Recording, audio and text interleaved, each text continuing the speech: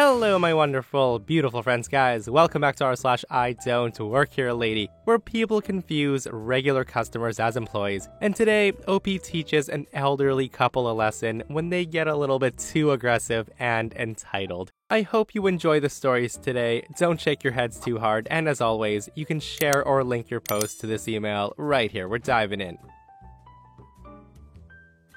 So for some reason, I have the retail drone look. No matter where I go, I always, meanwhile, the truck owner's walking over to me. I tell the woman, hey, I don't work here. And she asked, then why are you pushing carts? Before she can react, the truck's owner steps in fuming, because all he saw was a cart ramming full speed into his truck. And at this point, she's got more important things to deal with than respond to me, because she just put a dent into the side of this guy's shiny truck. I just put the two carts back inside. It was a potluck-style reception. I was wearing the standard wedding attire. White long-sleeve button-up shirts, black slacks, black shoes, and a blue tie to match the bridal party. So I guess I could have been mistaken for a manager. To get to the food section in Walmart, you have to pass the cosmetics. And on my way past, I happened to overhear a very heated one-sided conversation. Being the nosy type, I naturally decided to check it out, and what I find makes me a little more than a burnout. Seeing the girl in the state definitely made me angry, and I felt I had to intervene. So I walk up to Karen, very gently place the tips of my fingers on her shoulders and say, "Excuse me, ma'am, what seems to be the problem?" Karen sees my outfits and apparently thinks I'm a manager, and she says, "Good. Your employee is being unbelievably friendly wave, grab my snacks, and check out right away." Thankfully, I leave before Karen finds me again, and I would have hated to be the real manager working that day, just having to deal with that aftermath. And the woman says, "Well, I thought you worked here," after staring at my shirt that clearly says a name other than Target, other than the tailor's. The lady then says to me, "Well, do you know what time this shop will open?" I tell her I haven't had the come back a week from now and it'll all be done. I pass a Home Depot that's about 10 minutes from my house, and I remembered I needed some screws for a shelf that I'm repairing. So I would just stop in, grab it, then go. But how wrong was I? The store I work for has an orange shirt and khakis as the uniform, but I didn't expect anyone to mistake me, much less two different people. Much less, got your attention. These stores are just going downhill. They're hiring autists like you here. Now tell me where the 10 by 20 boards are, or I'll get you reprimanded by the manager. Hearing her say that to me, I respond, "What the hell did you just say to 20 boards? I'm the manager's wife, and I could have you fired." I say to her, "I do not work here. Even if you are the manager's wife, I feel sorry for that guy. Calling random people autistic is very rude and insensitive." The lady responds, "You're just being incredibly lazy. No one in their right mind would wear a shirt like that if they had a choice. You can F right off." At this point, I just stop responding. I walk off to get my screws. The woman finishes her rant, cursing me off as I walk away. And that's when I meet the manager. I have my screws, and I'm starting to head to the checkout lanes, and a man in black pants and a button-down approaches me with a very angry look. I'll call him Crazy Manager, and I'll be me.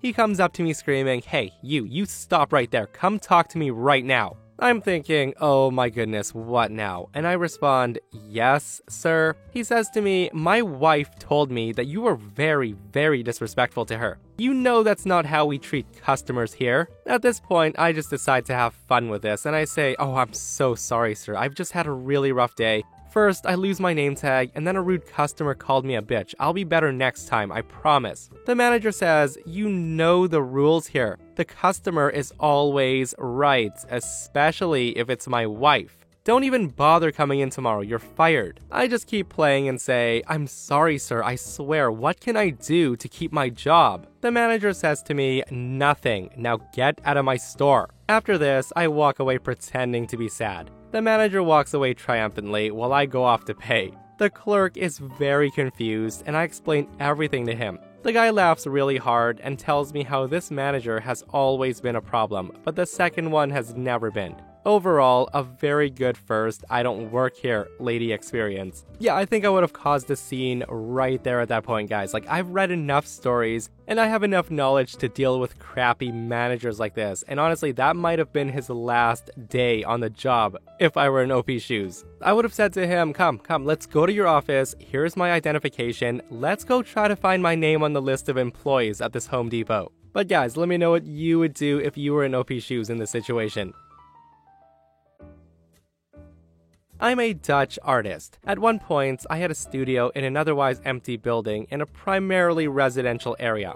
It was an anti-squat arrangement. It was cheap, but the building was in crappy condition with leaks and mold. Our studio was in the least crappy part of the building, and the owners did F-all to improve the conditions. Nonetheless, there was a for sale/rent sign on the front, and the anti-squat company had posters in the window with their contact information on it. Our studio also only had 2 windows that could be opened, and I had to open the door for ventilation when I used fixative or varnish on large drawings so the fumes wouldn't kill me. So one midweek afternoon, I'm waiting for a layer of varnish to dry, and I'm talking to my husband in the office when we hear a loud banging coming from the entrance. It's a woman shouting. Kids yelping, and confused, we went over to see. It's a woman, and she's carrying a clunky plastic kid scooter that she's banging into the door frame, the door, the walls, into a table that had a security camera on it, almost toppling it. Keep in mind, my hands and face are smudged with charcoal. I had a tight deadline to finish something, so I looked generally disheveled and scruffy.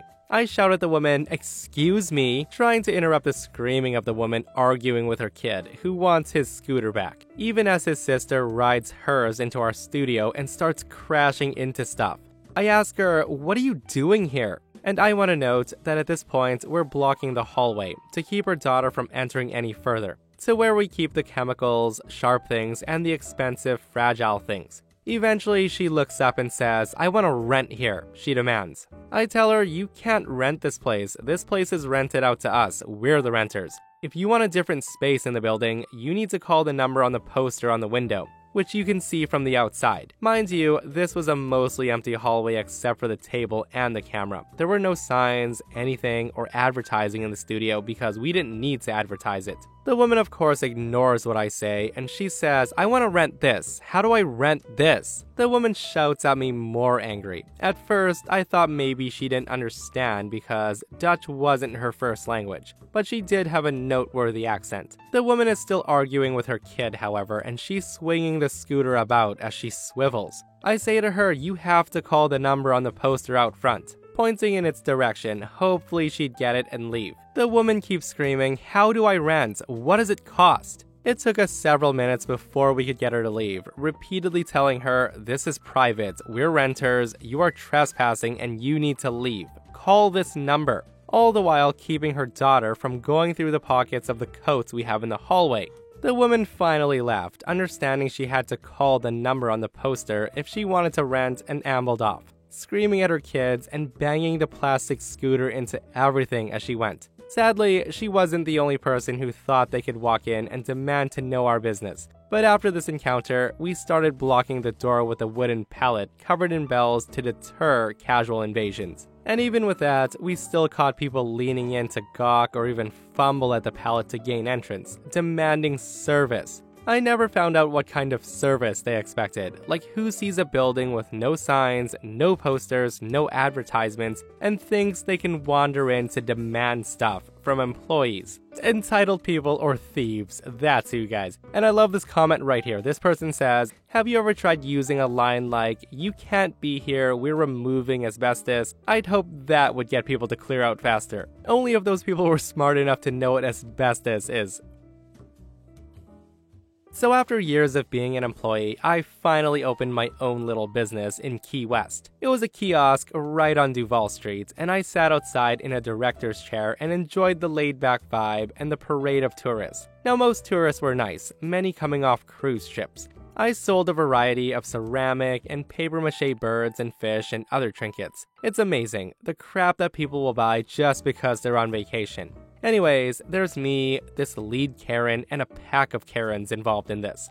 So the pack of Karens and lead Karen approaches my kiosk and they start looking at my display. The lead Karen innocently asked how much a certain cockatoo on a wire cost. I got up and replied, they're all marked with the price. This one says $22. At that she sneers and says, this isn't worth half of that. This craftsmanship is worth way less than half.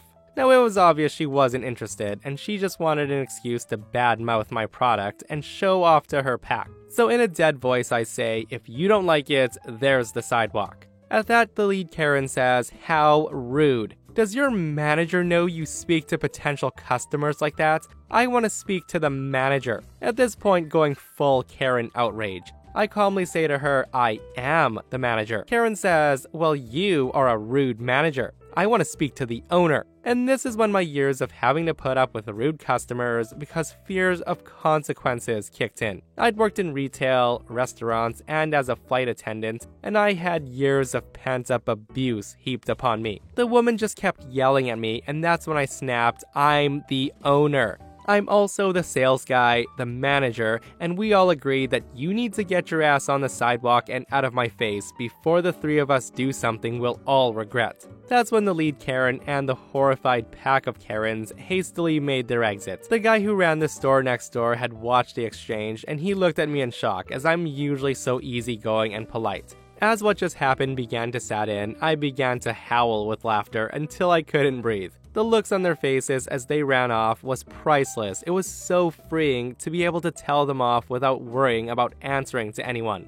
Ain't that the dream, guys? Telling off rude customers without the fear of getting reprimanded. I've said this before, stores need to hire someone to deal with people like this. Someone that just sits on a chair, and when Karens go off on employees, they come in and destroy them. And that, my friends, brings us to another end of our I don't work here lady. Guys, I hope you enjoyed the stories today. I hope you didn't shake your heads too much, and if you missed the last episode on the channel, it's an entitled People episode, where a rude Karen thinks they can park wherever they want, and firefighters teach them a lesson they'll never forget. Guys, go check it out if you haven't, and myself and Stevie Boy will see you guys in the next one. We love you.